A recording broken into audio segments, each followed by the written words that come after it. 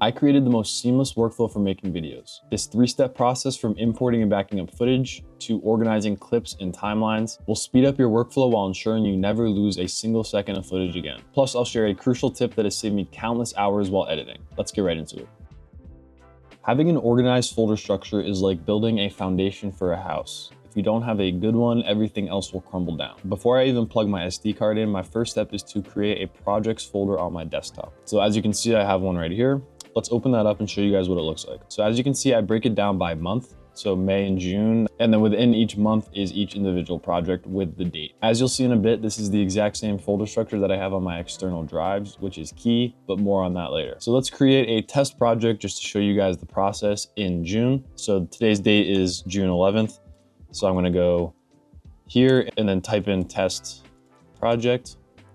And so let's open this up and we're gonna create 6 folders. So first up, A, footage, B, music, C, SFX, D, VFX, E, project files, and F, exports. So first up for footage, this will obviously contain all of our footage. So let's open this up. And I'm going to create a folder for each of my cameras, C70 and R6.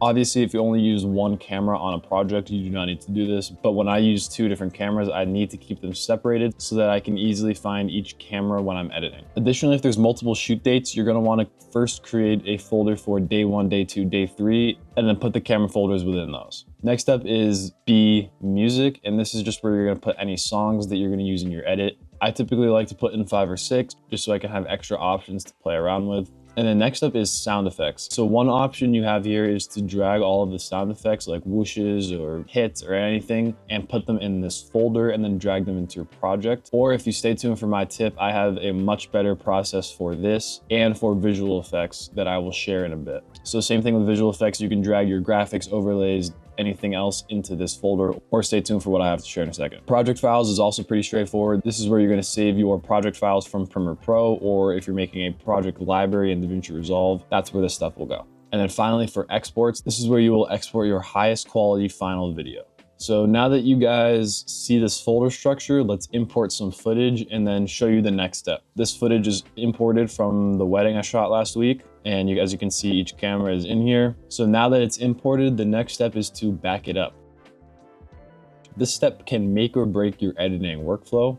There's SSDs, hard drives, internal storage, RAID systems, but what should you use? Personally, I use a Lacy 4TB drive. These have worked great in my workflow. They are very reliable and I have not had one fail on me a single time. So let me plug this in and show you guys what I do with it. So here it is, I'm gonna open it up. As you can see, there is a folder for 2023 and 2024. Let's open this up. And this is the same folder structure as my desktop. There's just obviously more months on here. And then I'll hit June and open it up. Then all you actually need to do is just take the project you created and drag the entire folder onto here. And this will have the exact same folder structure with everything saved in the exact same spot. So I basically have one of these drives for every year. In my experience, it has taken about 1 year to fill up the entire thing, and then I just buy a new one. However, the downside is that they're pretty slow to edit off of. They're really only good to have a backup of your work. If you try to edit off of it, your computer will slow down and freeze a lot. So that's where something like this comes in. This is a Samsung T7 SSD. And this is where I put my projects that I know I will need to work on over time that are too big for me to keep on my internal storage. So like my thesis film, longer YouTube videos, longer projects with multiple shoot days, I will put onto here because I will be able to edit off of this. The downside for these is that they are significantly more expensive and less practical to use as just a backup. So now everything is backed up once, but what if this drive fails?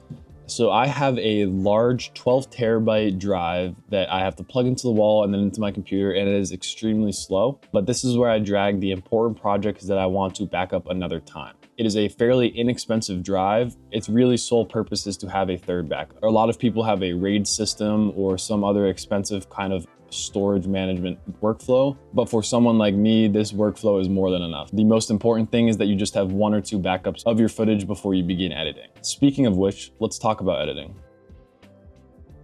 So we have all of the footage from our cameras on our desktop and backed up. So the next step is to make selects. So I'm going to create a project. I'm doing this in DaVinci. You can do it in whatever editing software you want. I'm just gonna drag these folders into this sidebar, and you'll see that I have the exact same folder structure across all of them. This is gonna keep everything very organized and easy to access. From here, I'm gonna come to this master tab and create 2 timelines. One called selects and one called draft. Your timeline probably started like this, so I'll hit this button and then here so that I open up multiple timelines at once. And then I'll hit this plus button here and then open up the selects on the bottom layer. You'll see why this is important here in a second. So from here, I'm going to open up the footage and drag all of my C70 footage here. And then I'll take my R6 and throw that here. And I'll just change this clip color real quick to anything I want. So that's just important so I can quickly and easily see which camera is which when I'm editing. And then from here, the process is really just to begin making selects. I made an entire video on my keyboard shortcuts, but those are integral in my selects process. So a quick overview is I can use 3 to speed up the playback, 2 will pause it, and then 1 will go reverse. And then W splits the clip, Q ripple deletes before, E ripple deletes after, S deletes, and D ripple deletes. So I can just fly through all the footage and quickly make selects. Let's show you guys what that looks like. So if I'm not gonna use this clip, I can just hit D. If I only wanna use the beginning, I'll go Q and then E, and then say I don't use this clip. I'm not gonna use this, or this, or this, and then I'll come and be like, oh, I like that part, hit Q, and then hit E, and then say like, oh, I really like this clip. I don't, it's not a very good clip, but, and then I'll hit Shift W, and that's what I do for the best of the best so that I can easily, quickly pick them out. Let's pretend that these are all the best clips. If I'm editing, I can just quickly come here and know that I'm gonna use these in the edit because they're the best clips and just drag them up. So while I'm editing in this timeline, having this pancake setup makes it much easier for me to just drag and drop the clips as opposed to having to copy and paste them over or something. And then now just to mention one other thing for selects, if you film events or sports like I do, you're gonna wanna split up your timeline by game or day. So one option is to create a new timeline for each one, but in my opinion, that gets a little clunky and overflowing. So the other option is to create markers. So if you hit M and then open this up, you could go game 1 and then make the duration a little longer.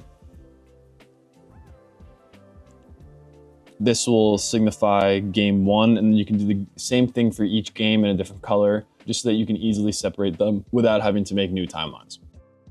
So here's my bonus tip for integrating the same assets into your workflow. I created something called an asset library. This is it right here, and let's open it up and show you guys what's in it. So this is basically all of the assets that I use across all of my projects. So it's graphics, LUTs, overlays, power grades, sound effects, visual effects, plugins, everything that I need in one folder. So instead of having to import each asset that I'm going to use into each individual project and back those up, I just keep it in one folder and drag this entire thing into the projects that I'm working on. This saves me a ton of headaches and time when I'm opening up old projects. I don't need to relink each individual asset because they are still linked. This folder has never moved, so the assets never got unlinked. So you should make a folder like this and just dump all of your assets into it and then never move it. The only downside is that it takes up 40 gigabytes of internal storage, but in my opinion, for the benefits that it gives, it is very worth it. I hope this helped. Please consider subscribing and let me know if there's anything else you guys want to see in the comments. Thank you guys for watching.